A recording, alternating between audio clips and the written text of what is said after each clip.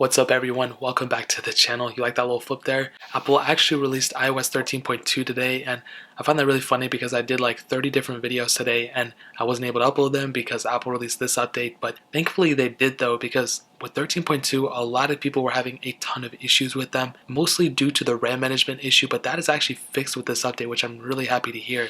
Now with this update, they didn't add any features, they didn't do anything crazy, so keep that in mind, but they did fix a bug that a lot of people were having, so that is one thing to keep in mind. I mean, this thing didn't really bring any like extra dark mode or anything like that, but like it's still a good update overall, so that's something to keep in mind in my opinion. Now the update size does differ per phone, per iOS version, not really per phone but per OS version that you're coming from, and I was coming from 13.2 on a lot of phones and that was like 60 megabytes of the update size, so not that big. But from 13.1.3 I had about like a 600 something megabyte update, so that's kind of a big one for a lot of people. If you're having like a 16 gigabyte phone or 32 gigabyte phone, keep that in mind. You don't want to run out of storage, but for a majority of you, I'm sure you're coming from 13.1.3, so kind of keep that in mind. It's about a 600 something megabyte update coming from that update. But one of the main issues they fixed was actually the RAM management issue. So if you loaded up an app and you would go keep it in the background and you want to go back to it, more times than not it would crash on you and kill it, and then you have to reopen it. In this specific case, Apple did fix it, and I'm curious to see how much better RAM management is on the older devices. On newer devices it should be good. On my 11 Pro,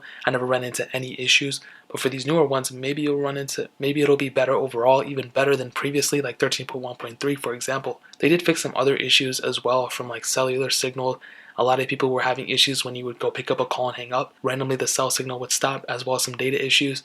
Apple went ahead and fixed those specific problems people were having, so I'm really happy to see that. And I find it really funny because a lot of people were posting on Reddit that last year Apple was like not even on iOS 12.3 beta yet, as we are now. They didn't release a 12.3 beta until like May, and we're already in November. Dude, we're about to have like iOS 13.6 probably come out. There's gonna be so many versions of this update. But I did go ahead and run a multi-core score, and I'll go ahead and show you guys. On the previous version of iOS, I don't remember which one I had on here before. I had a multi-core score of 130,256, and I just reread it, and it did go up to 174,000. I don't know how accurate this is. Again, like I've stated, I've had so many weird problems with Antutu. It's literally all over the place. This is the more up-to-date version though. I just updated it, so I find that really, really weird. Do I find it being much faster? Not at all. I mean, it feels exactly the same, but it's weird though, because I think across the board on all my iPhones, the speed has actually increased, or the Antutu benchmark multi-core score went up. So take that as you will. I wouldn't take that as a huge unit of measurement, but it might mean something to you. So overall, if you're on iOS 12 or something like that, I guess you can stay where you are, I guess, whatever. But I would recommend updating to the newest version. This is probably the best way to go,